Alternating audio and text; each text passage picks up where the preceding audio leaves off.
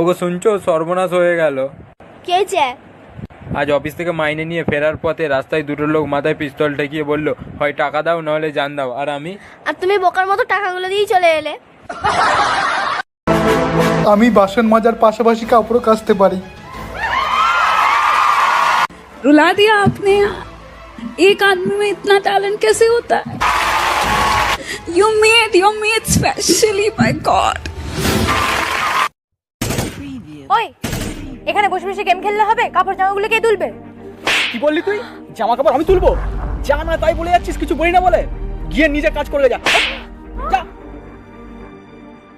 ওই সুমন্দা, কি ভাবছো এতবার বলছি কানে যাচ্ছে না? যাচ্ছি।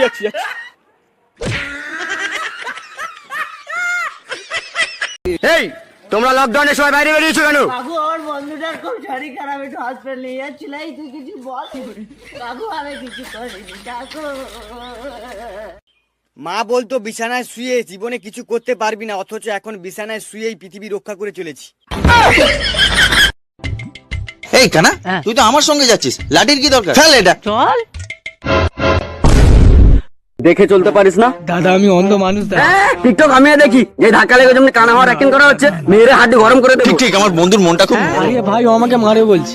আরে ও আমাকে মেরে হাড্ডি গরম করে দেবে বলছে রে ভাই। কি তুই আমার বন্ধুকে মেরে হাড্ডি গরম করে দিবি? মেরে দেখ। মারবো। তুই মেরে দেখ। কি মারবো কি মেরে দেখা? ভাই এ আমাদের খুব মারবে, একটা প্ল্যান বের কর, পালাবো। কি বানারে প্লেন?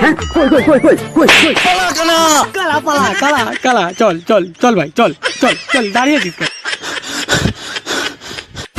এই কানা,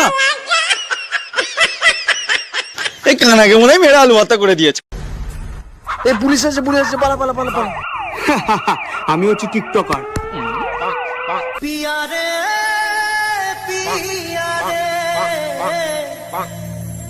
পাগল মানুষ। এই বাড়ি চলে।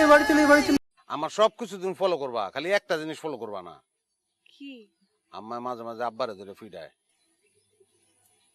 আমার তো ওইটাই ফলো করতে মন চাইতেছে। একটা কথা বলবো? হ্যাঁ বলো। আজকে আমি চান করে শুধু গায়ে গামছা দিয়ে বেরিয়েছি, সেই সময় তোমার বন্ধু চলে এসেছে। তখন আমাকে এত লজ্জা পেয়েছে।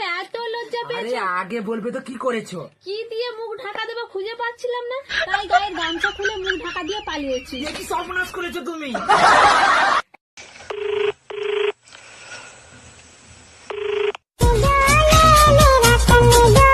হ্যালো আকাশ। হ্যাঁ স্যার বলুন। তোমাকে আমি ফোন করেছিলাম, তোমার বউ ফোন ধরে বলল তুমি নাকি রান্না করছো। তোমার তো উচিত কাজ হয়ে গেলে একটা আমাকে কল ব্যাক করার। স্যার আমি ফোন করেছিলাম, ম্যাডাম ফোন তুলেছিল, ম্যাডাম বলল আপনি নাকি বাসন মাজছেন।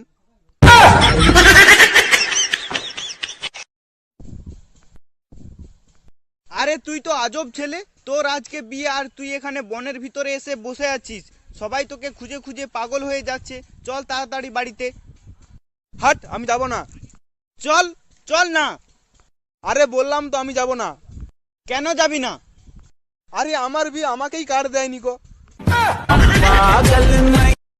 ওই শুনছো, রতন এসে তোমাকে ডাকতিছে। এখন কাজ করছি, পরে বলবো। এখনই ডাকতিছে। এখন নাই বললাম তো পরে। ওই শুনছো, এই আবার কি হলো? পাশের বাড়ি বৌদি আসছে, তোমাকে ডাকতিছে। তোমার নেচারটা বদলাও। দোস্ত তোর মন খারাপ কিনলে? এটা মন খারাপের জন্য একটা বাজারের থেকে গেছি, একটা বেজুদি হয়ে আইছি। কিসে? যাই দেখি যে মানুষ কুতুকা বেগুন একসাথে গোলায় দাঁড়া রয়েছে, মরে গেছে কন। তো আরো তো সাইতা মনে কর, জামিলা সাইতা আরিয়েন না কিচ্ছু ধরে। ইনস্ট্যান্ট একটা বুদ্ধি বার করলাম যে সরি যান আর বাপ এড়িয়ে। যাই দেখি যে কুত্তে কি মরে গেছে। শোনো, অত অ্যাটিটিউড দেখাও না। আমি যেখানে দাঁড়িয়ে যাই না, সেখানে মেয়েদের লাইন পড়ে যায়। আরে বাহ, তাই নাকি? তো কোথায় ফুচকা বিক্রি করো তুমি? আচ্ছা ভাই, বিয়ে করে কি হবে? বিয়ে না করেও তো জীবনে অনেক উন্নতি করা যায়। তা বইয়ের কি প্রয়োজন? শোন ভাই, তুই নিঃসন্দেহে জীবনে অনেক উন্নতি করবি, কিন্তু একটা কথা মনে রাখবি, সবকিছু তোর ইচ্ছে মতো চলবে না। অনেক সময় তোর নিজের অনেক ভুল ভ্রান্তি হবে, হিসেব নিকেশে গন্ডগোল হবে, সঠিক সিদ্ধান্তের জন্য অনেক প্ল্যান ভেস্তে যাবে। ঠিক তখনই তোর মাথা গরম হবে, তখন তুই কাকে দোষারোপ করবি? নিজেকে? না, কখনোই না। সেটাই, আরে ওই জন্যই তো বইয়ের প্রয়োজন, বুঝলি? যাতে দোষারোপ করতে পারে। ঠাকুরপো আমার বোনকে বিয়ে করবে? তোমার সেখানে বোনকে আমি বিয়ে করবো না। এমনি তো সোনাবালাকে মেয়ে দিতে চাচ্ছে নি, আবার তোমার তো 35 বছর বয়স, অত রেলা মারা তো হবে নি। হ্যাঁ বলে দেবো? হ্যাঁ বলে দাও। এই বলো।